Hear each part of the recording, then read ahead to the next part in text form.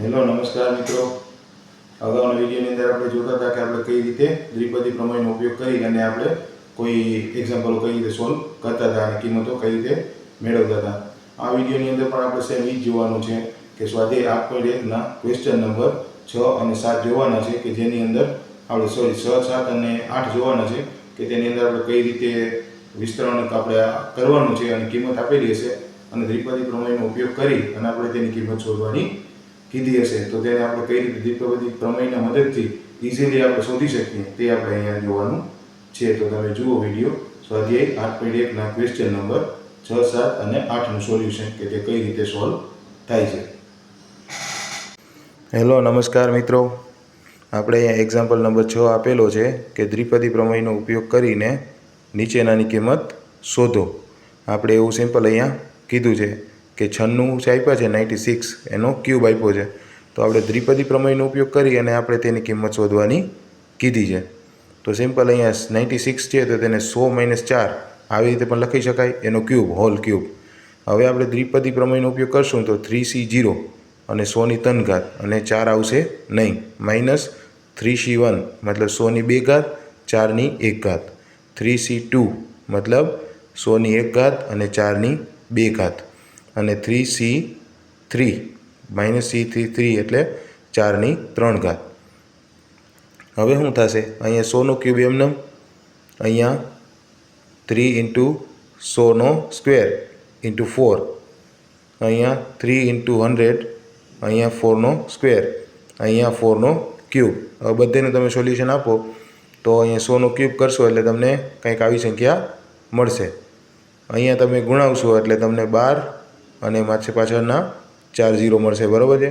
અહીંયા 4800 મળશે, અહીંયા 64.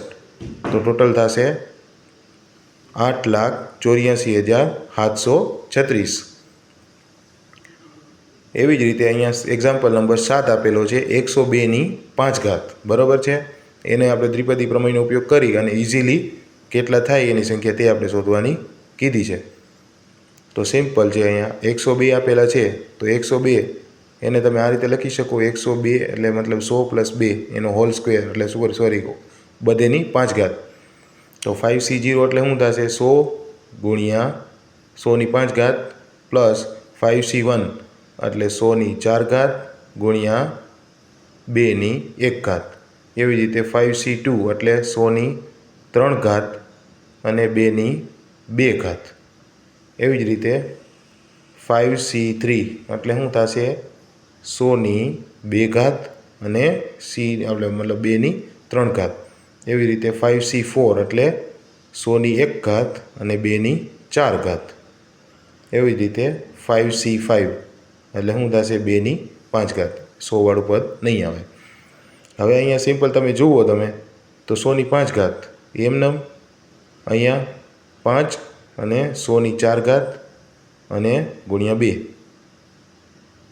અહીંયા 10 એમને 100 ની 3 ઘાત અહીંયા 2 ની 2 ઘાત, અહીંયા 10 × 100 ની 2 ઘાત અને અહીંયા 2 ની 3 ઘાત. અહીંયા શું આવશે?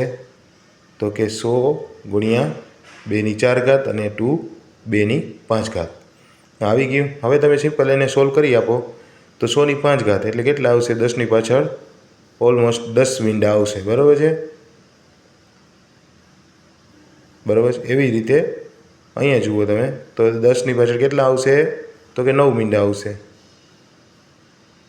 એવી જ રીતે અહીંયા જુઓ તમે તો કેટલા આવશે? 4 ની પાછળ 7. અહીંયા શું થશે? તો કે 8 ની પાછળ 5 એટલે 8 આપણે થશે 8 ની પાછળ 5 મીંડા અને 80,000, 8,000 + 32. તો ટોટલ બધેનો સરવાળો કરશો તો આવશે 1104,08,08,032 આવું આવશે, બરાબર છે.